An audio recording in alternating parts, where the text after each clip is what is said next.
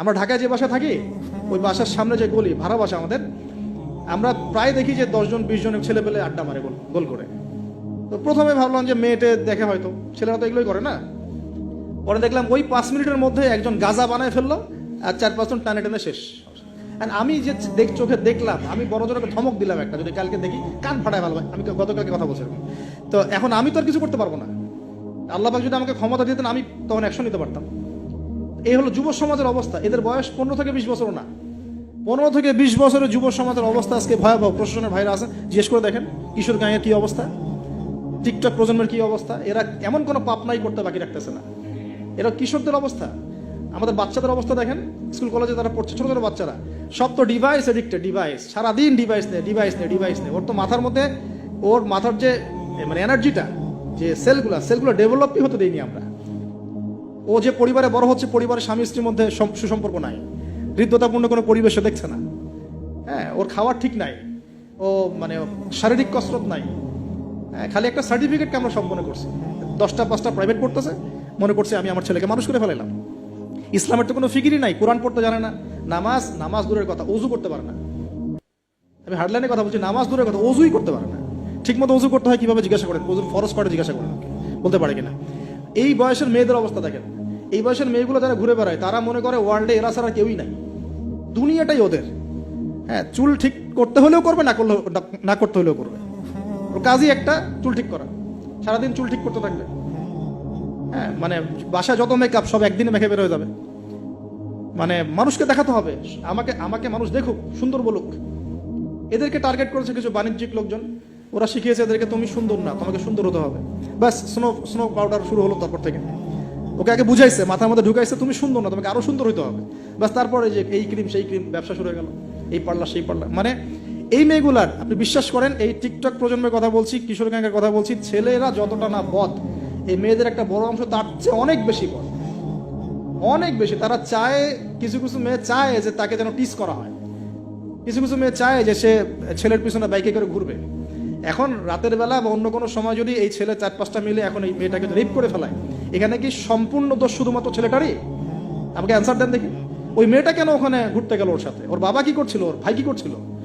আমরা আমাদের সোসাইটির দিকে একটু দেখেন, আমরা অনেক ছোট জায়গায় চিন্তা করতেছি। এই যে আপনি হাত বাঁধা নিয়ে পড়ে আছেন না, পায়ে পা নিয়ে পড়ে আছেন, আর আপনি বলছেন আমারটা সই, ওরটা ও খারিজি হয়ে গেছে, ও ভণ্ড হয়ে গেছে, ওই হয়ে গেছে। এগুলা খুবই কনজাস্টেড চিন্তা। আপনার চিন্তাটা অনেক ছোট লেভেলের। আপনি যখন ওয়ার্ল্ডকে চিনতে শিখবেন, অর্থনীতি বুঝতে শিখবেন, ওয়ার্ল্ডের ফেতনাগুলো রিকগনাইজ করতে শিখবেন, আপনি নিজেকে লজ্জা পাবেন যে আমি কি বলে আসছিলাম এতদিন। আর আমরা তো জানি, আমরা ওই লাইন কিন্তু ঘেটে আসছি। আপনি কোন জায়গায় চিন্তা করছেন, কোন জায়গায় আপনার চিন্তা থেমে যাবে, ওটা আমি জানি। ওর পর থেকে আমি আপনাকে চিন্তা করতে বলতে পারবো। ঠিক আছে, অনেক দ্বীপে আছে। পুরো ওয়ার্ল্ড নিয়ে ভাবেন। দেখেন আমাদের সোসাইটিগুলোর দিকে তাকান, আমাদের ইয়াং জেনারেশনকে দেখেন, আমাদের শিক্ষার দিকে দেখেন না একটু। আমাদের এই যে যুব সমাজ সামনে বসে আছে, জিজ্ঞাসা করেন যে এই 15-20 বছর তারা পড়াশোনা করেছে, তারা কতটুকু কোরআন শিখেছে, কতটুকু হাদিস শিখেছে। আমাদের এখানে অনেক সিনিয়র ভাই আছেন, আমাদের পিছনে অনেক বরেণ্য ব্যক্তিরা আছেন, তারা এখন আফসোস করেন যে আমাদের বয়স 40 হয়ে গেছে, কোরআন শিখতে পারি নাই, 40টা হাদিস তো পড়তে পারি না, হুজুর এটা কি হবে, এটা কি হবে। এটা আপনি জিজ্ঞাসা করা মানেই তো এটা লজ্জাজনক, যে আমি তাহলে কি করলাম সারা জীবনে। তাহলে শিক্ষা ব্যবস্থার মধ্যে কোথায় সংস্কার দরকার আমাদেরকে ভাবতে হবে, বা আমাদের যারা কর্তৃপক্ষ আছেন তাদেরকে বোঝাতে হবে জিনিসগুলো। অর্থনীতি নিয়ে কি বলবো, এটা নিয়ে বলার তো কিছুই নাই, সব জায়গায় সুদ আর সুদ। আমরা একটা ভয়ঙ্কর বিশ্বে বাস করি। আমাদের মতো ভয়ঙ্কর বিশ্বে মনে হয় যে ওই আবু জেহেলরাও থাকে নাই। বিশ্বাস করেন না এটা? আবু জেহেলের যুগে শিরক ছিল, এটা গ্লোবালাইজেশন ছিল না। আবু জেহেলের যুগে রিবা ছিল, কিন্তু এটা গ্লোবালাইজেশন ছিল না। এত র্যাপিডলি মানে ফেতনা ছড়িয়ে পড়তো না। আমরা সবচেয়ে ফেতনাময় পরিবেশে বসবাস করছি। সামনে আরো ফেতনা আসবে, তারপর হয়তো বা আল্লাহ পাক কোন একটা কিছু আনবেন ইনশাআল্লাহ তাআলা। কারণ রাতের পরে দিন আসবে, এটাই স্বাভাবিক। তো এখন এই ফেতনাগুলো পরিবেশে আমাদের কিভাবে আমরা চলবো? তাহলে ফার্স্ট অফ অল আমাদের ইলম অর্জন 1 নাম্বার। তারপরে আমি বলবো যে আমাদের ইলম অনুযায়ী বেশি বেশি আমল দরকার, অনেক বেশি আমল দরকার, এবং অনেক বেশি আলেমদের সাথে সোহবত দরকার। এই সোহবতে আমাকে দিন শেখাবে, আমল উৎসাহিত করবে। একা একা না থাকা, কিছু দিনই ভাই মিলে অ্যাটলিস্ট একটা অ্যাসোসিয়েশন বা ফাউন্ডেশন বা কিছু একটা সোশ্যাল কোনো ওয়ার্ক, মানে এরকম কিছু নন পলিটিক্যাল, নন প্রফিটেবল, এগুলোর মধ্যে থাকা। তাহলে আপনি মানে একে অপরের সাথে মোজাকারা করে চলতে পারবেন। বা এগুলো করতে না পারলেও যে কোনো একটা বৃহত্তর জামা, যেমন যেটা ক্লাসিক্যাল ট্রেন্ড আছে, কেউ কওমির মধ্যে আছেন, কেউ তাবলিগে আছেন, কেউ সালাফিজমে আছেন, মানে একটা ঘরানা ফলো করে চলা। তাহলে আপনার কিছু দিনী ভাইয়ের সাথে আপনি মানে মিলেমিশে থাকতে পারবেন, আপনাকে ইসলাম সংশোধন করতে পারবে একজন আরেকজনের। আর এখানে বিভক্তি না বাড়ানো, ঐক্যবদ্ধ থাকতে গিয়ে আবার বিভক্ত বানায় দল ক্রিয়েট না করে ফেলা। মনে করেন আমরা একটা ফাউন্ডেশন করলাম, এই ফাউন্ডেশনটাকে একটা দল মনে করা, না মনে করা যে আমি আমারটাই সত্য মিথ্যা চূড়ান্ত মানদণ্ড, এরকম মনে না করা, বরং আপনাকে সবার সাথে মিউচুয়াল করে চলার চেষ্টা করতে হবে। মানে হকপন্থীদের কথা বলছি, হকপন্থীদের সাথে মিউচুয়াল করে চলার চেষ্টা করতে হবে। তো না হলে ওইটা আবার আরেকটা ফেরকা হয়ে যাবে। হক প্রতিষ্ঠা করতে গিয়ে নতুন একটা ফেরকার জন্ম দিয়ে ফেলেন না, যেটা হয়েছে বাংলাদেশে। বাংলাদেশে হক প্রতিষ্ঠা করতে গিয়ে মানুষ বহু ফেরকার জন্ম দিয়ে ফেলছে। এমন যে বললাম না, হক ক হক খ হক গ হক খ, কেউ কারোর সাথে কারো আবার মিল নেই। হকের কয়ের আমির একজন, ক্ষয়ের আমির একজন, গয়ের একজন, ঘয়ের একজন, এইরকম হজবরল একটা হসপস অবস্থা হলে তো সমস্যা। তো একসাথে থাকবো।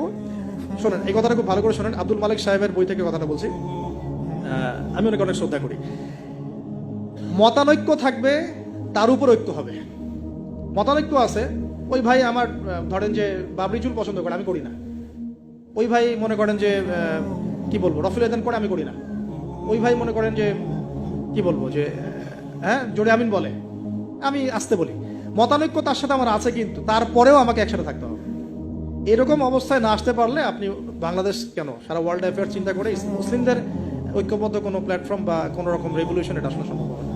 বরং এই সুযোগগুলো কাজে লাগায় অমুসলিম যারা আছে, ইসলামের শত্রু যারা আছে, এরা আপনাকে আরো ডিভাইড অ্যান্ড রুল নিতে থাকবে। End of the day you will destroy it, you will destroy yourself, আপনি নিজেকে ধ্বংস করে ফেলাবেন আর কি। আর এরপরে আমাদের এখনকার করণীয় হচ্ছে ফিতনাগুলো রিকগনাইজ করা, আগে ফিতনাগুলো চিহ্নিত করতে শেখা যায়, কোন কোন জায়গায় কোন কোন ফিতনা আছে, তারপরে সেখান থেকে বাঁচার পদ্ধতিগুলো গ্রহণ করা। আর একটা কথা বারবার জোর দিয়ে বলছি আমি, ইলম অর্জনের কোনো বিকল্প নাই, প্রচুর পড়াশোনা করতে হবে। আল্লাহ পাক আমাদের সবাইকে প্রচুর পড়াশোনা করার তৌফিক দান করুন। মনে করেন এখন থেকে নিয়াত করেন যে ইনশাআল্লাহ আগামী 10 বছর আমরা ডানে বামে এত না দেখে পড়াশোনাই করতে থাকবো ইনশাআল্লাহ। খালি পড়াশোনা করতে থাকেন। আপনাকে এখন রাষ্ট্রের দায়িত্ব নেওয়ার দরকার নেই।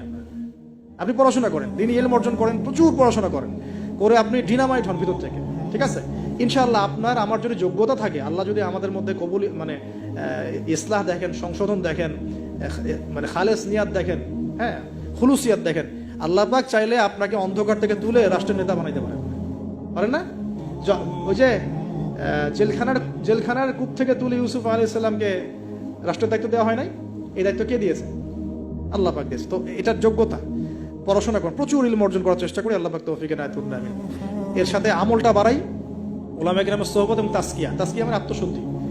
ডেইলি আমরা যে কাজগুলো করি এর মধ্যে দোয়া থাকবে, জিকির থাকবে, হ্যাঁ তাসবিহ তাহলিল থাকবে, কোরআন তেলাওয়াত থাকবে। কোরআন তেলাওয়াত মিস দিয়ে না, প্রত্যেকদিন কমপক্ষে 1 ঘন্টা কোরআন তেলাওয়াত করেন। 1 ঘন্টা না পড়ে 1 পারা কোরআন তেলাওয়াত করেন, 1 পারা টার্গেট নেন যে আমি পার ডে 1 পারা করে কোরআন তেলাওয়াত করব। এবং আমার ওস্তাদ আমাকে নসিহত করে হারবানা, এক হচ্ছে প্রতিদিন কোরআন নর্মাল তো তেলাওয়াত করোই, একটা পৃষ্ঠা হলেও অর্থসহ পড়বে, একটা পৃষ্ঠা হলেও অর্থসহ। এই যে 5টা আয়াতের উপর আমরা কিন্তু আজকে আলোচনা করলাম, 4-5টা আয়াতের উপর অর্থসহ পড়বে। 2 নাম্বার হচ্ছে রাসূল সাল্লাল্লাহু আলাইহি ওয়াসাল্লামের হাদিস 4-5টা করে প্রতিদিন পড়ার চেষ্টা করুন, একটা বিশুদ্ধ বই থেকে। আর রাসূলের সিরাত, জীবনী 2-3টা পৃষ্ঠা হলেও পড়ার চেষ্টা করুন প্রতিদিন। এই কাজগুলো করলে হয় কি, ঈমান তাজা হয়। আপনি ওযুর ফজিলত জানেন, অনেকদিন আগে পড়েছেন, এখন ওযু করতে গেলে সেই ফিলটা আপনি পাবেন না। আপনি এখনই ওযুর ফজিলতটা আরেকবার পড়ে যান, দেখেন আপনি ওযু করতে গেলে একটা ফিল পাবেন যে এটা আমার গুনাহ মাফ হচ্ছে।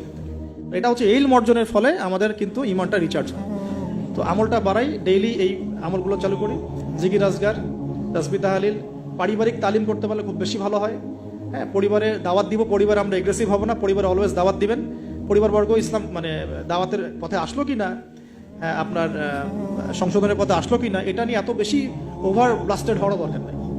আমার দায়িত্ব দাওয়াত দেয়া, বোঝানোর, ভাই বুঝিয়েছি, দোয়া করি আল্লাহর কাছে, আল্লাহ যেন সবাইকে হেদায়েত দেন, ব্যাস দ্যাটস অল, আপনার কাজ হয়ে গেছে। এরপরে আমরা আমাদের সামর্থ্য অনুযায়ী দাওয়াতি কাজ অব্যাহত রাখবো। হয়তো উলামায়ে কেরামের সোহবতে বা যে যেভাবে করছেন আলহামদুলিল্লাহ, প্রতিষ্ঠিত কোনো জামায়াতের মধ্য দিয়ে অথবা ক্লাসিক্যাল ইসলামিক ট্রেন্ডে যে যেভাবে কাজ করছেন আলহামদুলিল্লাহ, এই কাজগুলোকে সমন্বয় করাটাই চ্যালেঞ্জ।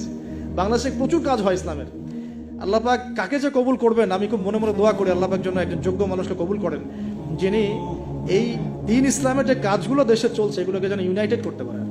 এইটা চ্যালেঞ্জ আর কি। কাজ যে হচ্ছে না তা না, কাজ প্রচুর হয়, দিনই কাজ প্রচুর। আমাদের মসজিদের অভাব নাই, মাদ্রাসার অভাব নাই, মক্তবের অভাব নাই, কিন্তু বিশ্বাস করেন যে ওই যে ইসলামের ইকামাত, ওই ইকামাতের ছিটা ফোটাও নাই। অতএব এটাকে আমাদের মধ্যে আল্লাহ পাক যেন যোগ্য ওমরের মতো কোনো মানুষ দিয়ে কবুল করে না। আমিন। আল্লাহ পাক আমাদেরকে এই যুগের আবু বকর, ওমর, ওসমান, আলী হওয়ার তৌফিক দান করে না। তো শেষ কথা হলো যে এই জিনিসগুলো আমরা পরিবারে এস্টাবলিশ করার চেষ্টা করি, হালাল খাই, এই কথাটা বলতে ভুলে গিয়েছিলাম। রিজিকের মধ্যে আমরা একটু হালালত্বের চেষ্টা করি, হারাম থেকে বাঁচার চেষ্টা করি।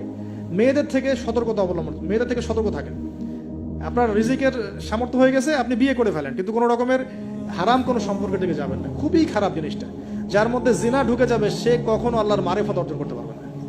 যার মধ্যে জিনা ঢুকে গেছে এর মনটা পবিত্র হতে পারবে না। তো মনের মধ্যে শয়তানি কিলবিল করবে, মনটা পবিত্র হতে পারবে না। পর্ন দেখার অভ্যাস থাকলে বাদ দিই। মেয়েদের দিকে তাকানো, চোখ নিচু করার অভ্যাস করার চেষ্টা করি। আমি তো আপনাদের শহর ঘুরে ঘুরে আসলাম একটু আগে। এখানে তো চোখের হেফাজত করাটা ঢাকার মতোই কঠিন, ঢাকার মতোই কঠিন।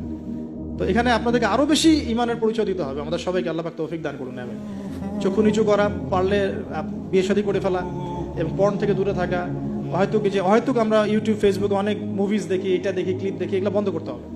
যদি আমরা সত্যিকার অর্থেই চাই ইসলাম নিয়ে কিছু করতে, এ যুগের আবু বকর ওমররা যেভাবে চিন্তা করতেন ওইভাবে চিন্তা করতে হবে।